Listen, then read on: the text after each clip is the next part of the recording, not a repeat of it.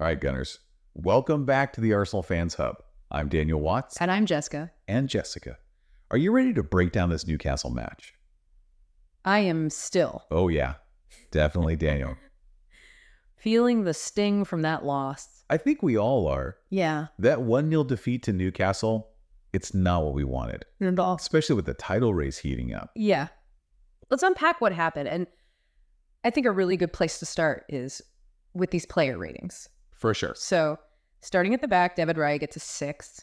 3 saves, 5 successful long passes, but ultimately couldn't stop that Isak header. Well, I think what's interesting about Raya is those long passes. Yeah. You know, they directly play into Arteta's style. He wants to build out from the back, and those accurate long balls can really bypass pressure and quickly switch the field of play. Yeah. Because it's not like our defense did Raya any favors this time around. Right. Let's talk about that back four, which we saw a lot of 5s and under for that back four. Thomas Partey, usually a midfield rock, gets a 5 slotted in at right back. Yeah. Newcastle clearly targeted that right side, knowing Partey wasn't in his natural position. They pressed him relentlessly, forced that rush decision. Yeah. And it just highlights the tactical gamble that Arteta took, and this time it didn't pay off. Speaking of fit, our center backs, both Saliba and Gabriel, also clock in at 5s. Yeah. Now, we know Gabriel has been battling an injury, so that might explain some of his less than stellar play. You know, his passing accuracy, which is usually pinpoint, was noticeably off. But I think what really stood out to me was the lack of their usual synergy. Yeah. So whether it's injury rust from Saliba's suspension or something else. And it makes that rock-solid defense we've come to expect from Arsenal feel suddenly vulnerable. For sure. Which is never comforting. No. Then we have Jurriën Timber getting a 4 subbed off early. Yeah. He just couldn't seem to handle Gordon's pace. Could he? I mean, was the switch to right back a mistake? It's really hard to say for sure. On one hand, you want your best players on the pitch. Right. And Timber has been fantastic. But throwing him into a new position against a tricky winger like Gordon, it was a high-risk move. It seemed like Arteta was trying to be proactive, but it disrupted Timber's rhythm. Maybe that left side was just too much for him to handle at this point. All right, so the defense definitely needs some work. Let's shift gears and talk about the midfield, where things weren't much rosier. Yeah. Mikel Merino, up against his old club, only managed a 4. What went wrong there?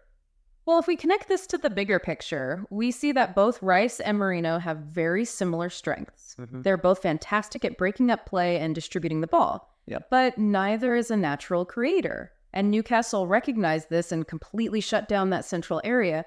Merino is practically invisible for large stretches of the match. Yeah. And it begs the question, does Arteta need to find more variation in his midfield pairing? Right, because if teams figure out how to neutralize that Rice-Merino duo, it could be a recurring problem.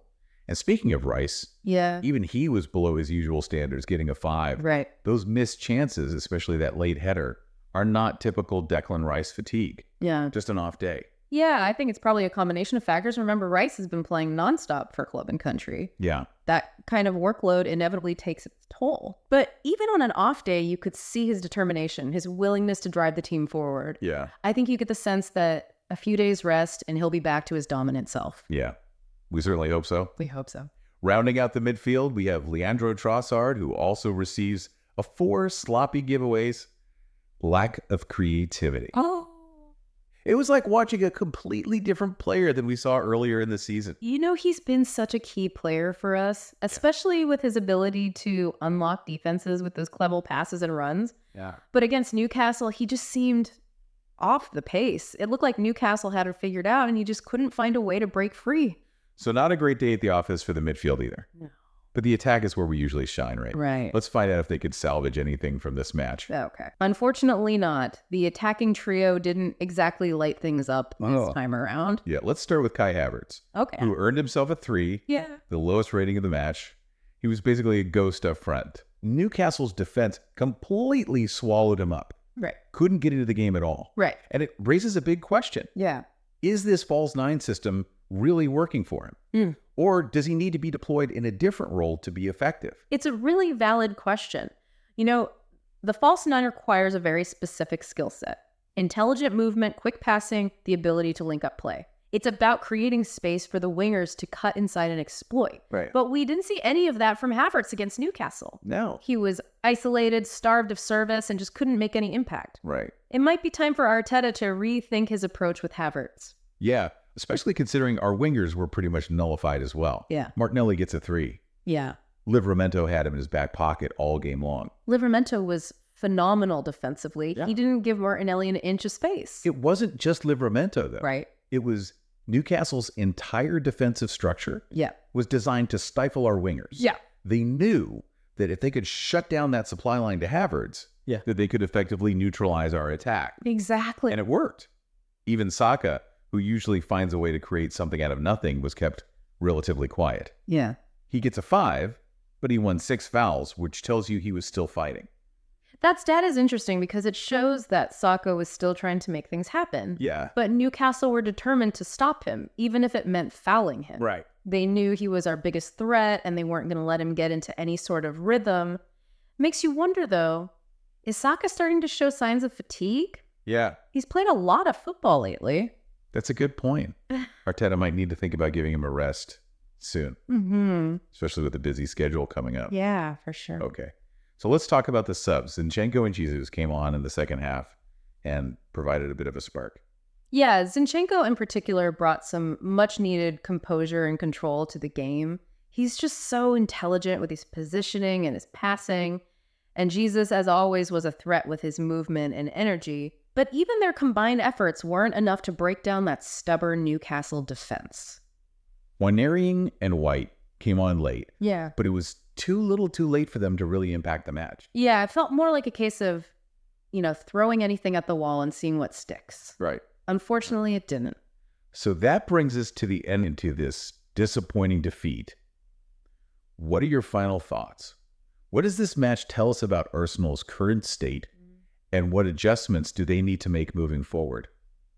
I think this match really exposed some vulnerabilities that we haven't seen from Arsenal this season. Yeah. The defense looked uncharacteristically shaky. Mm-hmm. The midfield lacked creativity. The attack was stifled. Yeah. And, it all seems to stem from a lack of flexibility. If teams can figure out how to shut down our main threats, right, we need to have a plan B. You need to be able to adapt. You need to be more unpredictable. Otherwise, we risk becoming one-dimensional and easy to defend against. Absolutely. Well, Gunners, it's never fun dissecting a loss. Yeah. Especially one that raises so many questions. Yeah. What tactical changes do you think Arteta should make? What are your thoughts on these player ratings? Let's have that discussion in the comments below. Yes. Let's use this as a learning experience. Gunners, we know the team has the talent, the determination to get back on track. Yeah. But they need our support now more than ever. So hit that like button, subscribe to the channel if you haven't already, and let's keep the conversation going in the comments. And remember, even after a tough loss, we're all Gunners. That's right. And we're all in this together. Until next time. Up the Gunners.